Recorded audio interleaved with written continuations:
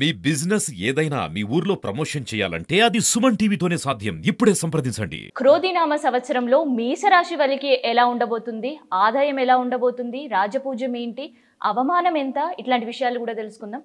గురుగారు, మరి ఈ కొత్త సంవత్సరంలో మేషరాశి వారికి ఎట్లా ఉండబోతుంది? ఈ సంవత్సరం మేషరాశి వారికి బృహస్పతి ప్రస్తుతము మేషంలో ఉన్నాడు. తర్వాత వృషభంలోకి వెళ్తాడు, ద్వితీయ స్థానంలోకి. చాలా బాగా ఉంటుంది.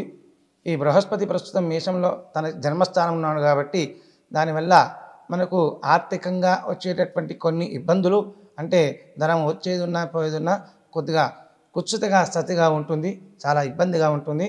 కాబట్టి వారు బృహస్పతికి సంబంధించినటువంటి స్వామివారికి సంబంధించిన ఆరాధన, తర్వాత గురు దత్తాత్రేయ స్వామివారికి సంబంధించిన ఆరాధన, అలాగే గణపతికి సంబంధించినటువంటి ఆరాధన చేయడం వల్ల వారు ఆ యొక్క ఆర్థిక ఇబ్బంది నుంచి బయటపడే అవకాశం ఉంది.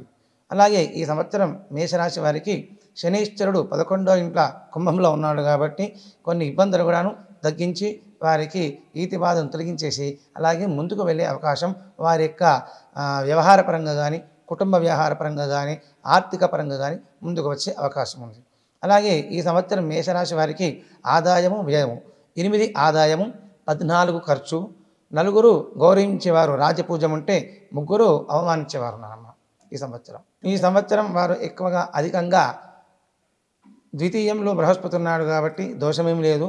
అలాగే వారికి ఈ సంవత్సరం రాహుకు సంబంధించి మరియు కేతువుకు సంబంధించినటువంటి దాన ధర్మాలు, అలాగే విశిష్టంగా గణపతికి సంబంధించిన ఆరాధన మరియు గురు దత్తాత్రేయ స్వామివారికి సంబంధించినటువంటి ఆరాధన వల్ల ఇబ్బందులు తొలగిపోయి వారు ముందుకు వెళ్ళే అవకాశం ఉంటుంది.